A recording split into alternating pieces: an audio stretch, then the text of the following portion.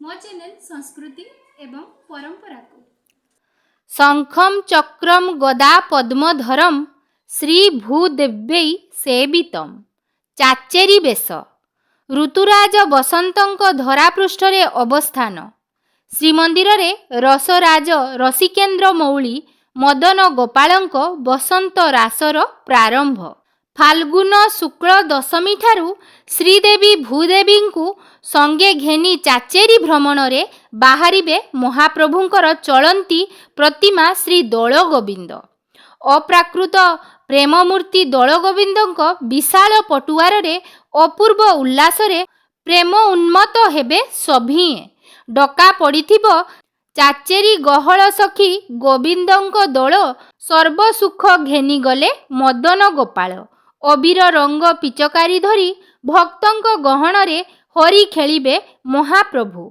उत्कलर पुरपल्ली रे सुदृश्य दोल विमान रे झुली झुली भ्रमणरे बाहरिबे बसंत उत्सवाधी नायक मर्त्य वैकुंठरे वर्णाढ्य बसंत महोत्सवर शुभेच्छा प्रतिवर्ष फाल्गुन शुक्ल दशमी ठारू पूर्णिमा पर्यंत दोल उत्सव नीति श्रीमंदिर रे पालित होइथाय एहा द्वादश यात्रा मध्यरु अन्यतम अटे फाल्गुन मासरे भगवान विष्णु श्री गोविंद रूपरे आराधित होइथांती एही मासरे बसंत रास बा बसंत उत्सव अनुष्ठित होइथाय ओडिशा रे एहा दोल उत्सव रूपे प्रसिद्ध एही उपलक्षे श्री विग्रह मानकर चाचेरी बेश ओ चाचेरी भोग होइथाय चाचेरी शब्द संस्कृत चर्चरी शब्दर अपभ्रंश चर्चरी होली उत्सव बसंत कालरे गान करा जाउथिबा गीत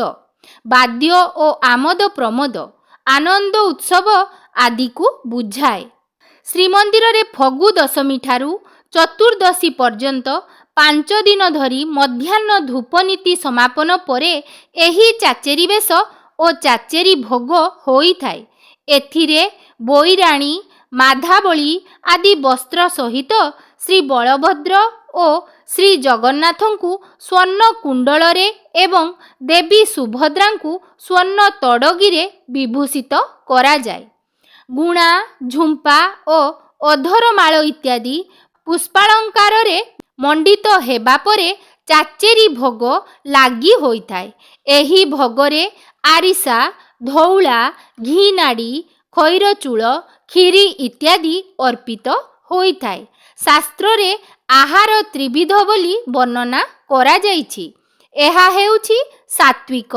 राजसिक एवं तामसिक तन्मध्यरे सात्विक आहार रसयुक्त दुग्ध घृतादि स्नेह गुण संपन्न सारयुक्त एवं हृदय प्रीतिकर श्रीमंदिर रे दारु ब्रह्मरूपी श्री विग्रह मानंकु एही सात्विक आहार भोग नैवेद्य रूपे अर्पित होइथाय आयुर्वेद शास्त्र अनुसारे बसंत ऋतुरे कफर प्रादुर्भाव अत्यधिक होइथाय तेणु दोल गोविंदଙ୍କୁ एही चाचेरी भोग अवसर रे दोल पूर्णिमा दिन दोल बेदी ठारे चना ओ गुड़रे प्रस्तुत चना मुआ उखुड़ा ओ साकर इत्यादि वृक्ष जातीय भोग अर्पित होइथाय एहा कफनाशक बोली आयुर्वेद चिकित्सा शास्त्र रे उल्लेख रहिछि वास्तव रे ऋतु अनुजाई श्रीमंदिर रे केतेक विशेष भोग द्रव्यर खंजा प्राचीन समयरु प्रचलित होई आसुछि एणु बसंत उत्सव रे महाप्रभुंक चाचेरी बेश जेपरी आनंदवर्धक चाचेरी भोग मध्य सेहीपरी स्वास्थ्य पक्षे हितकर भक्त दिन मानंकरे ठाकुर मानंक मध्याह्न धूप सरिबा परे मेकअप सेवक माने ठाकुरंकु चंदन लागी वस्त्र ओ माधाबली आदि नुआ लुगा लागी कराई 6 मूर्ति अलंकार यथा 4 सुवर्ण कुंडल ओ 2 तड़गी लागी करिथांती श्रीदेवी ओ भूदेवीଙ୍କୁ दक्षिणी घर को विजे कराजिबा परे ठाकुर मानंक चाचेरी बेश बढ़िबा परे चलंती प्रतिमा दोलगोविंद भूदेवी एवं श्रीदेवीଙ୍କ देउली भोग अनुष्ठित होई ରତ୍ନ ସିଂହାସନକୁ ବିଜେ କରାଯାଏ। ପାଳିଆ ମୁଦିରସ୍ତ ସେବକ ପ୍ରସାଦ ଲାଗି କରନ୍ତି।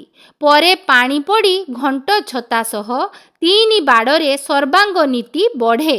ଶ୍ରୀ ଜଗନ୍ନାଥଙ୍କ ବାଡ଼ରେ ବଳିଆ ସୁନ୍ଦର, ଚନ୍ଦନ, ଫଗୁ, ଝିମିରି ଫଗୁ, ପ୍ରସାଦ ଲାଗି ଓ ବନ୍ଦାପନା ନୀତି ହୋଇଥାଏ। ପୁଣି କର୍ପୂର ଆଳତି କରାଯାଏ। ମୁଦିରସ୍ତ ଚାମର ଆଲଟ କରିଥାନ୍ତି।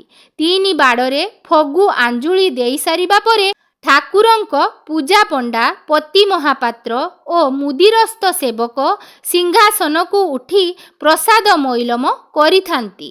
ଦୋଳଗୋବିନ୍ଦ, ଭୂଦେବୀ, ଶ୍ରୀଦେବୀଙ୍କୁ ଆଜ୍ଞାମାଳ ଦିଆଯିବା ପରେ ପୁଷ୍ପାଳକ ସେବକମାନେ ଠାକୁରଙ୍କୁ ହାତରେ ନେଇ ଜୟ ବିଜୟ ଦ୍ୱାର ନିକଟରେ ବିଜେ କରାନ୍ତି। ସେଠାରେ ପ୍ରସାଦ ଲାଗି, କର୍ପୂର ଆଳତି, ଦ୍ରୁବାକ୍ଷତ, ସାତବତୀ, ସଞ୍ଜ କାହାଳି ଓ ବନ୍ଦାପନା ଆଦି ନୀତି ହୋଇଥାଏ। ଚାଚେରି ବେଶରେ ନାଲି ରଙ୍ଗର ପ୍ରାଧାନ୍ୟ ଦେଖିବାକୁ ମିଳିଥାଏ। ଚାଚେରି ବେଶରେ ଦିଅଁମାନେ ସ୍ୱତନ୍ତ୍ର ଶୈଳୀରେ ଅର୍ଥାତ୍ ଦିଅଁମାନେ ପିନ୍ଧିଥିବା ପାଟ ବସ୍ତ୍ରର ଶୀର୍ଷ ଭାଗ ଯତ୍ନର ସହ ହରଡ଼ମାଳିରେ ଖୁଞ୍ଜା ଯାଇଥାଏ। ପିନ୍ଧିଥିବା ଶାଢ଼ୀ, ମସ୍ତକର ଶ୍ରୀକପଡ଼ା, ହାତରେ ଧରିଥିବା ରୁମାଲ ସବୁ ନାଲି ରଙ୍ଗର ହୋଇଥାଏ। ଶ୍ରୀ ଜଗନ୍ନାଥ ଓ ଶ୍ରୀ ବଳଭଦ୍ରଙ୍କ ବିଗ୍ରହରେ ନଳିଭୁଜ ଲାଗି କରାଯାଏ। ଜଗନ୍ନାଥଙ୍କ ନଳିଭୁଜ ସମ୍ମୁଖରେ ଶଙ୍ଖ ଓ ଚକ୍ର ଏବଂ ବଳଭଦ୍ରଙ୍କ ନଳିଭୁଜରେ ହଳ ଓ ମୁଷଳ ଖୋଦିତ ହୋଇଥାଏ। ଏହି ବେଶରେ ପିନ୍ଧୁଥିବା ଅଳଙ୍କାର ଗୁଡ଼ିକ ହେଲା: ମୁଖର ଉଭୟ ପାର୍ଶ୍ୱରେ କୁଣ୍ଡଳ, ମସ୍ତକ ଶୀର୍ଷରେ ଚନ୍ଦ୍ରିକା, ଅଣ୍ଟାରେ ଅଣ୍ଟାପଟି ଓ ଓଢ଼ିଆଣି ଏବଂ ଗଳାରେ ଗିନିମାଳ, ଚାବୁକମାଳ, ପଦ୍ମମାଳୀ ଓ ହରଡ଼ମାଳୀ। ଏହି ବେଶରେ ମା ସୁଭଦ୍ରା ଚନ୍ଦ୍ର, ସୂର୍ଯ୍ୟ ଓ ତଡ଼ଗୀ ଦ୍ୱାରା ସୁଶୋଭିତ ହୋଇଥାନ୍ତି। ବେଶ ସମୟରେ ଠାକୁରଙ୍କୁ ଆରିସା, ମରିଚି ଲଡ଼ୁ, କ୍ଷୀରି, ଧଉଳା ଓ ଘିନାଡ଼ି ଆଦି ଭୋଗ ଲଗାଯାଏ ତଥା ଫଗୁ ଖେଳ ନୀତି ହୋଇଥାଏ। ଏସବୁ ଉପଚାର ପାଇଁ ଶ୍ରୀଦେବୀ ଅର୍ଥାତ୍ ମା ଲକ୍ଷ୍ମୀ ଏବଂ ଭୂଦେବୀ ଅର୍ଥାତ୍ ମା ଧରିତ୍ରୀ ଓ ଦୋଳଗୋବିନ୍ଦ ବେହରଣ ଦ୍ୱାର ପାଖରେ ନାଲି ପାଟ ପିନ୍ଧି ବେଶ ହୋଇଥାନ୍ତି। ବେଶ ହୋଇଥିବା ମୂର୍ତ୍ତିଗୁଡ଼ିକୁ ରତ୍ନ ସିଂହାସନ ଉପରକୁ ଆଣିବା ପରେ ଚାଚେରି ଭୋଗ ରୂପେ ଖଇ କୋରା ଅର୍ପଣ କରାଯାଇଥାଏ।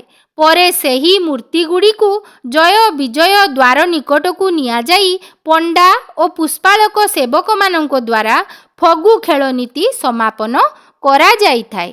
ଚାଚେରି ଗହଳ ସଖୀ ଗୋବିନ୍ଦଙ୍କ ଦୋଳ, ସର୍ବସୁଖ ଘେନିଗଲେ ମଦନ ଗୋପାଳ। ତେବେ ପବିତ୍ର ଦୋଳଯାତ୍ରାର ପାବନ ଅବସରରେ ମହାପ୍ରଭୁ କିପରି ଭାବରେ ଚାଚେରି ବେଶ ଧାରଣ କରିଥାନ୍ତି, ସେହି ଦିବ୍ୟ ଦୁର୍ଲଭ ଦୃଶ୍ୟକୁ ଦର୍ଶନ କରିବା ସହିତ ମହାପ୍ରଭୁଙ୍କର ଦିବ୍ୟ ଦୁର୍ଲଭ ଆଳତୀର ମଧ୍ୟ ଦର୍ଶନ କରିନେବା। ଚାଲନ୍ତୁ।